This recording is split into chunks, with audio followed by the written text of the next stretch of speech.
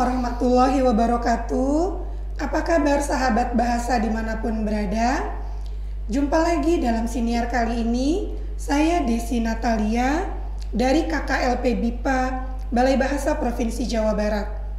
Siniar kali ini kita akan membincangkan mengenai KKLP BIPA. Bersama kita telah hadir Koordinator BIPA Balai Bahasa Provinsi Jawa Barat, yaitu Kang Taufik Awaludin. Apa kabar Kang Opik? Alhamdulillah baik Teh Desi. Teh Desi apa kabar hari ini? Alhamdulillah sehat walafiat. Ya, semoga sahabat bahasa semua juga dalam keadaan sehat walafiat dan dimudahkan dalam segala urusan yang baik.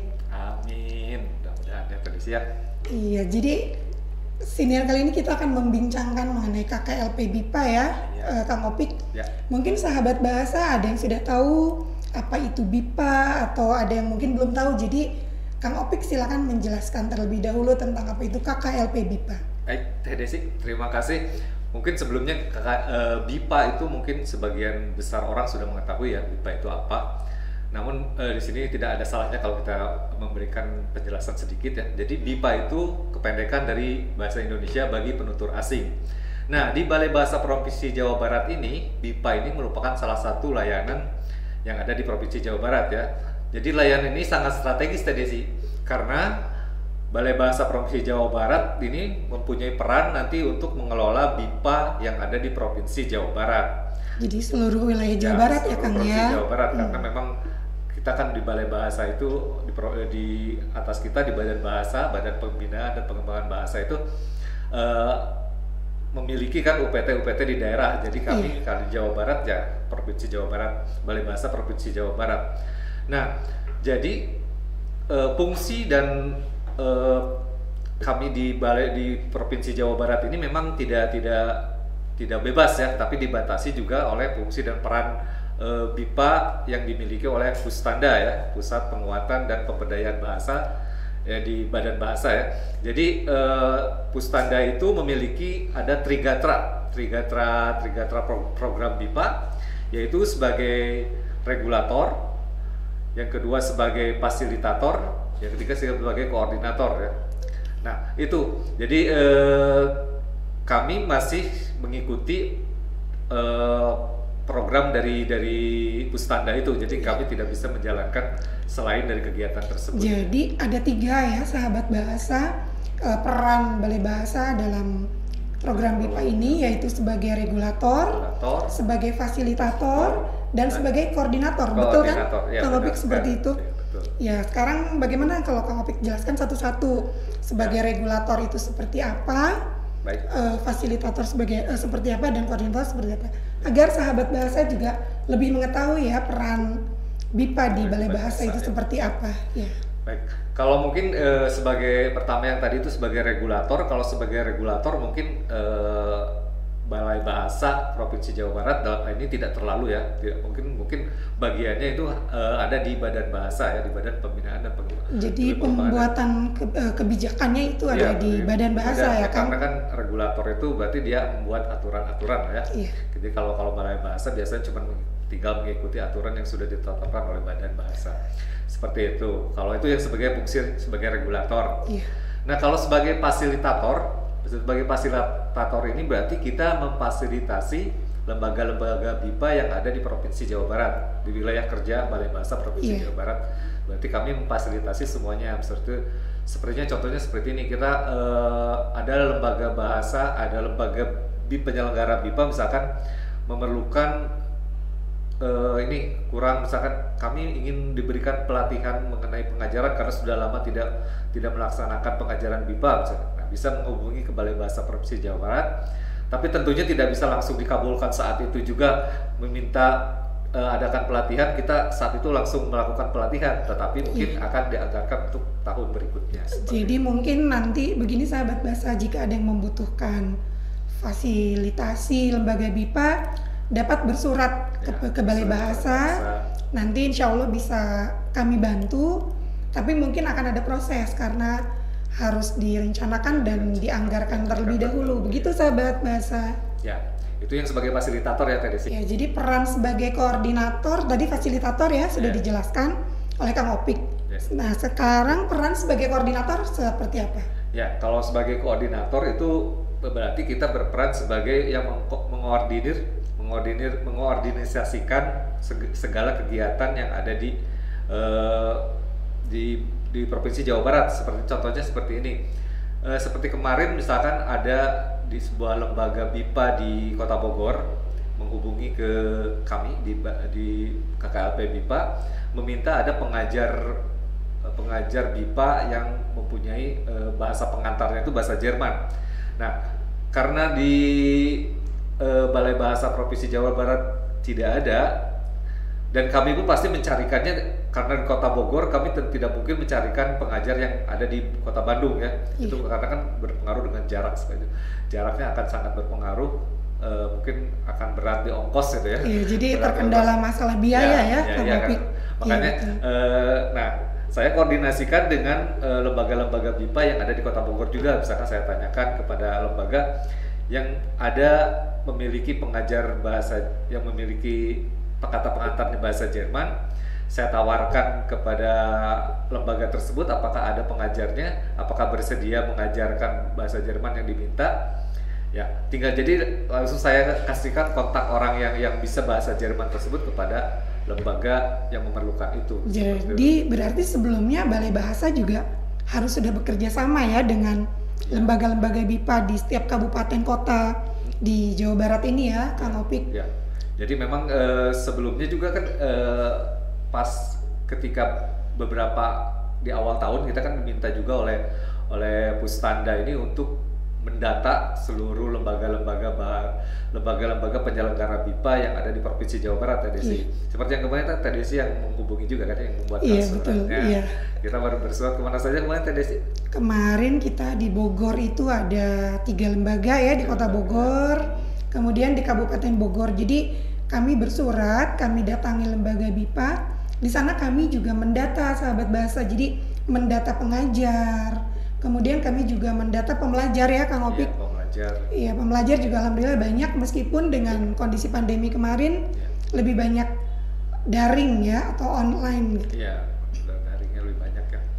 Jadi memang kemarin yang didata itu lembaga, nama lembaganya, alamat lembaga, jumlah pengajarnya berapa, juga jumlah pembelajarnya ya kita data semua. Nah, ini keperluannya itu selain untuk keperluan di Balai Bahasa Provinsi Jawa Barat, ternyata digunakan juga untuk pemutahiran data di portal BIPA Daring tadi sih. Oh, jadi ada portal juga ya Kang Opik? Iya, ada portalnya juga. Jadi itu bisa diinformasikan kepada sahabat bahasa jika ingin melihat portal BIPA Daring itu di mana? Ya, jadi BIPA Daring itu sahabat bahasa bisa mengaksesnya di laman bipa.kemdikbud.go.id ya, di bipa.kemdikbud.go.id ini. Di sana banyak sekali informasi mengenai kebipaan ya. Ada informasi mengenai yang pertama itu bahan ajar. Di sana banyak sekali bahan ajar yang sahabat bahasa bisa unduh di sana. Di sana juga selain bahan ajar juga ada bahan pengayaannya juga banyak ya, ada yang dapat digunakan dalam mengajar nanti. Selain itu juga ada Jaga BIPA itu jaringan BIPA ya. Jadi nanti di sana ada lembaga-lembaga penyelenggaraan BIPA seluruh Indonesia ada, bahkan di luar negeri juga ada seperti itu. Jadi bukan hanya lembaga di dalam negeri ya, tetapi lembaga BIPA yang berada di luar negeri juga. Itu ada datanya dan dapat diakses oleh sahabat bahasa ya. Bisa diakses. Jadi silakan membuka laman bipa.kemdikbud.go.id.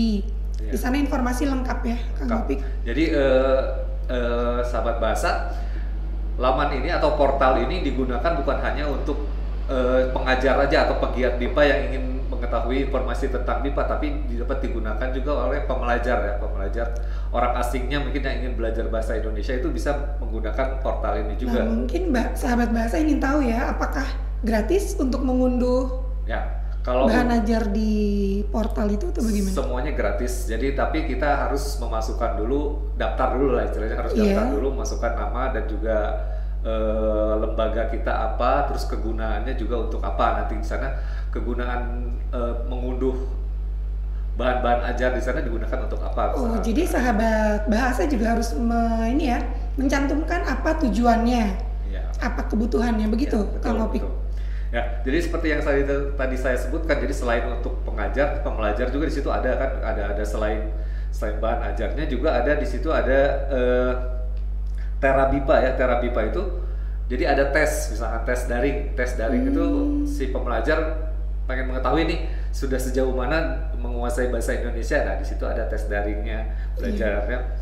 Terus juga misalkan kalau ingin belajar misalnya setelah tes misalnya dirasa kurang memahami bahasa Indonesia, ternyata hasilnya kurang memuaskan, di situ juga ada tempatnya, yaitu adalah Tebar Bipa. Tebar Bipa itu tempat belajar daring ya, tempat belajar daring. Oh, jadi ada dua ya, Iya. Kang Opik, ada Terabipa, tes daring BIPA, dan ada Tebar BIPA, Tebar BIPA, ya, tempat belajar BIPA daring. Nah, ya. Jadi sebaiknya jika sahabat bahasa nih ingin mengetes, itu sebelum atau sesudah belajar, atau sebaiknya dua-duanya? Sebelum belajar, ya. tes dulu, nanti setelah belajar Ya, dites tes lagi. ya. Jadi biar tahu ya nanti skornya bertambah skornya, apa berkurang. oh, gitu. iya, iya, Jadi iya, pretest sama post testnya hasilnya terlihat. Mungkin kalau misalkan setelah belajar malah tambah jelek, berarti belajarnya yang kurang Nah, bersungguh-sungguh. jadi silakan sahabat bahasa jika ada yang ingin mencoba Terabipa maupun Tebar BIPA, silakan ya. Ya, silakan. Dapat mengakses Masuk laman aja, BIPA laman Kemdikbud tadi ya. bipa.kemdikbud.go.id ya. Iya, itu tadi sekilas tentang BIPA ya, Kang Taufik. Ya. Dan- Nah, ini tadi sih. Jadi tadi berhubungan dengan Trigatra tadi ya, Trigatra program BIPA yang sudah dicanangkan, sudah ditetapkan oleh Pustanda tadi. Kita juga di Balai Bahasa sebenarnya sebelum adanya Trigatra ini kan, kalau sekarang kita sudah tidak boleh mengajar nih. Iya, betul kan? ya, Kang. Karena terbatas, kita hanya sebagai regulator, fasilitator dan koordinator. Tapi sebelum ini kan TDSI atau juga teman-teman yang tergabung di KKLP BIPA ini sempat juga kan aktif mengajar ya sebenarnya. Kita ini sebenarnya pengajar dan pegiat BIPA ya. Iya, betul. Seperti mungkin TDSI bisa menginformasikan juga kepada sahabat bahasa ya, bahwa Balai Bahasa ini sebelumnya itu pernah memberikan pengajaran ke beberapa instansi dan juga beberapa orang asing ya. Iya, betul. Nah, TDSI yang lebih tahu mungkin karena saya waktu itu masih ada di masih belum diimpor ke Bandung gitu ya, masih di Palembang. Ya mungkin silakan gimana dulu waktu pengajaran BIPA di. Iya, baik Kang Taufik dan sahabat bahasa, memang dulu kami tim BIPA di Balai Bahasa Jawa Barat ini menerima siswa BIPA. Jadi menerima pembelajar karena dulu kami juga mengajar. Kang Opik juga sama di Palembang juga mungkin dulu mengajar ya. Jadi kami itu ada bekerja sama dengan lembaga swasta. Mungkin akan saya sebutkan saja dengan Bang Wuri Saudara. Nah, di Bang Wuri Saudara ini ada siswa BIPA yang berasal dari Korea Selatan. Dua siswa ini levelnya manajer. Oh, manajer. Iya, jadi mereka wajib untuk belajar bahasa Indonesia, diwajibkan oleh BI bahwa yang setingkat manajer itu harus bisa berbahasa Indonesia. Jadi dari Bang Wuri Saudara itu bersurat ke Balai Bahasa meminta pengajar BIPA yang datang langsung ke sana, Kang Opik. Oh, jadi kita langsung ke sana. Iya, jadi dulu tim BIPA di Jawa Barat itu 1 minggu 2 kali mengajar BIPA selama 3 bulan. Itu setiap harinya sekitar 2 jam. Dari pukul 8. Jadi sebelum mereka mulai bekerja, kami sudah harus siap di sana. Karena mereka itu mengambil waktu kerja mereka pagi-pagi. Jadi mereka belajar bahasa Indonesia itu untuk tujuan khusus, Kang Opik. Oh, tujuan khusus. Iya, karena mereka bergerak di ranah bisnis, keuangan. Jadi yang diajarkan juga itu berbeda dengan pengajaran BIPA untuk yang sosial budaya. Jadi mereka lebih bagaimana bahasa Indonesia digunakan dalam rapat, ya dalam presentasi, itu yang mereka butuhkan. Jadi sahabat bahasa, ketika kita akan menerima siswa BIPA, kita harus mengetahui tujuannya apa. Misalnya ada juga yang ingin jalan-jalan selama 3 bulan. Itu untuk berbeda, iya jelas berbeda, itu untuk kesintasan atau untuk bertahan hidup. Misalnya untuk menanyakan arah, untuk berbelanja gitu. Jadi akan berbeda gitu. Ya. Nah, yang Korea ini juga jadi gini, siswa yang dari Korea itu sebetulnya kemampuan bahasa Inggrisnya juga terbatas. Iya, jadi sebetulnya waktu itu kami agak bingung sahabat bahasa. Berarti kita banyak menggunakan bahasa isyarat juga. Iya, jadi kami lebih sering menulis, menjelaskan dengan menulis, karena mereka juga saat yang bersamaan mereka belajar bahasa Inggris juga. Jadi mereka belajar langsung dua bahasa Inggris dengan bahasa Indonesia gitu. Ya alhamdulillah kami dapat mengatasi itu dan mereka sampai selesai program mereka mengikuti tes UKBI yaitu uji kemahiran berbahasa Indonesia. Alhamdulillah hasilnya bagus ya. Untuk ukuran orang asing itu mereka ada di tingkat madya. Berarti pengajarannya berhasil tuh ya. Alhamdulillah, mudah-mudahan terpakai terus karena mereka waktu itu hanya satu program saja. Ya nanti itu juga beberapa kali ada permintaan juga seperti itu. Jadi tidak semua penutur asingnya berlatar belakang bahasa Inggris. Sedangkan tim BIPA di Jawa Barat itu sebetulnya semua berlatar belakang bahasa Inggris. Tapi sebagai pengajar BIPA kita kan mengajarkan bahasa Indonesia sebagai bahasa kedua ya, as a second language. Jadi berbeda dengan pengajaran bahasa Indonesia bagi orang Indonesia atau penutur jati. Nah itu, terus ini juga Kang Opik ada yang menarik. Selain belajar bahasa Indonesia, mereka juga ingin belajar bahasa Sunda. Mereka ingin diajari bahasa Sunda. Keren ya.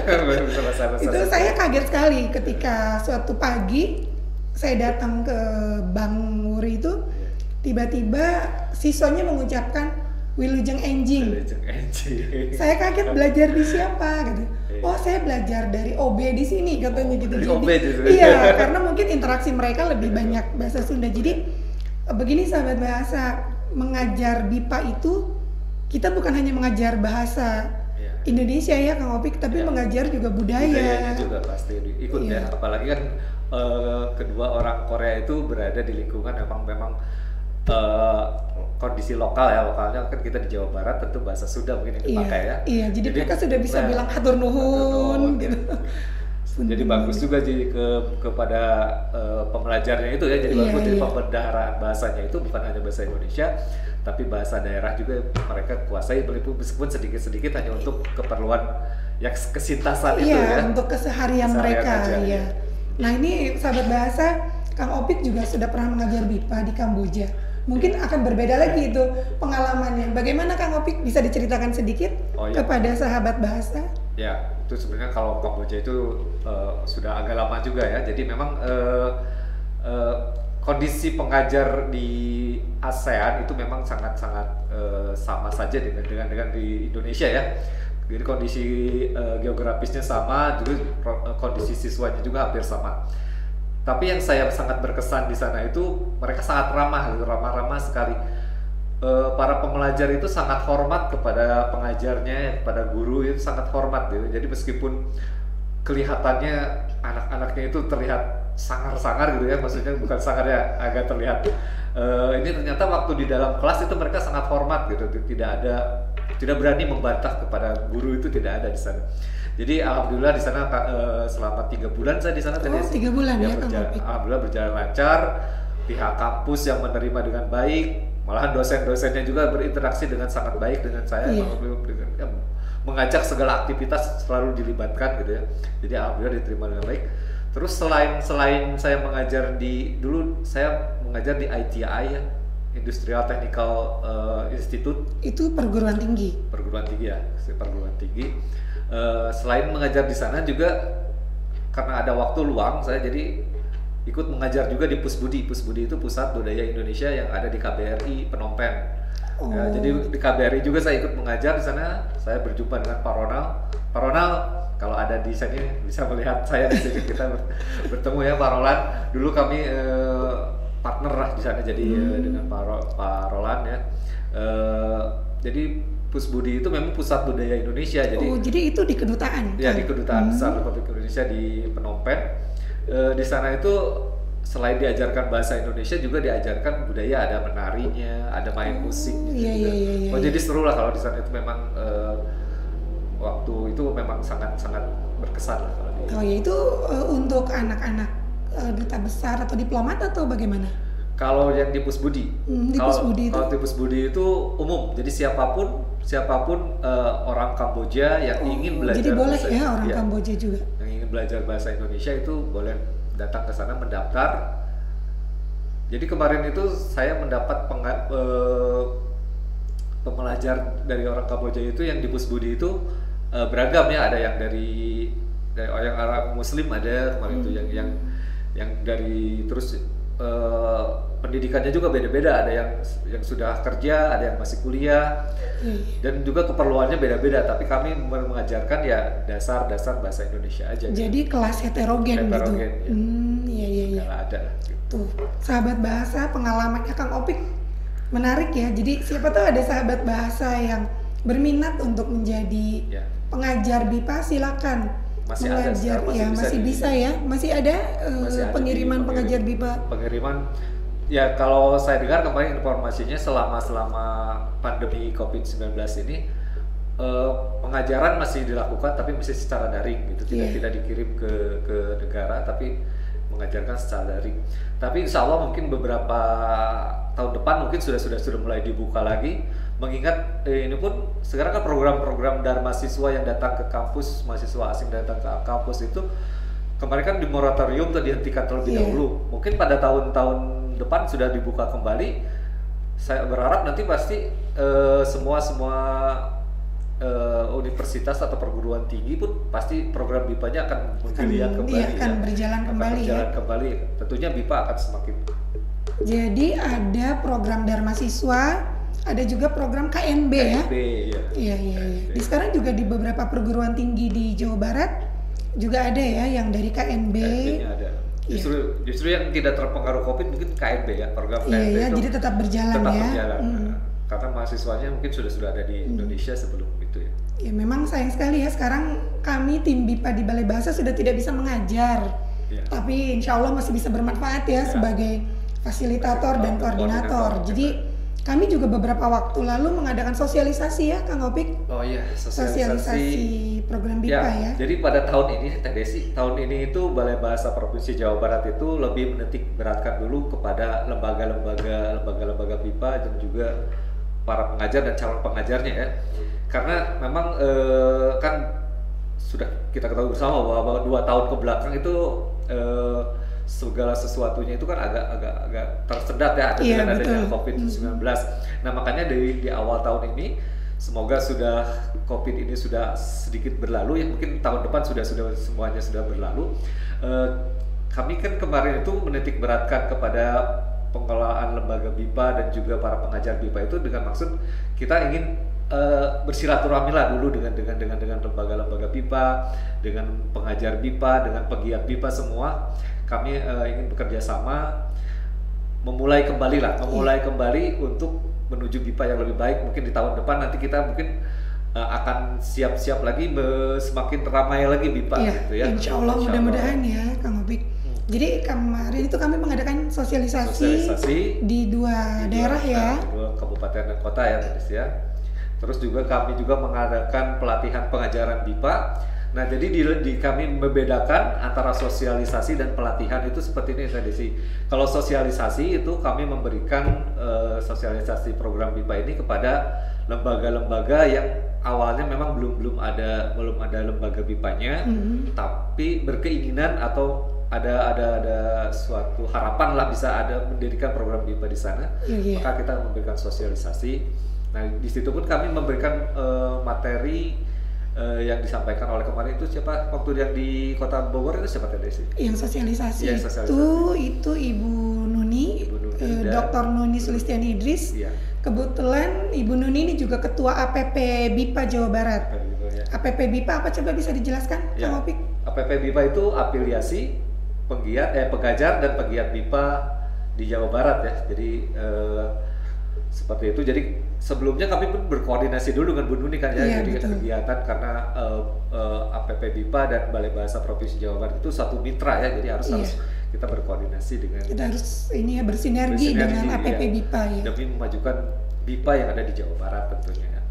Jadi salah satu tujuan BIPA ini adalah penginternasionalan bahasa Indonesia. Jadi kami ingin bahasa Indonesia itu bisa lebih dikenal di dunia. salah satunya melalui BIPA ya, Kang Opik. Ya, jadi kemarin pelatihan juga alhamdulillah ya pesertanya antusias meskipun masih daring, belum bisa luring ya. Jadi pelatihannya masih daring. Insya Allah ya mudah-mudahan kedepannya bisa tatap muka langsung ya untuk pelatihan dan kegiatan BIPA lainnya. Semuanya kita tahun depan mudah-mudahan sudah bisa luring semua karena kan kemarin secara daring setelah melaksanakan 4 kegiatan secara daring itu memang antusias dari peserta memang masih bagus ya.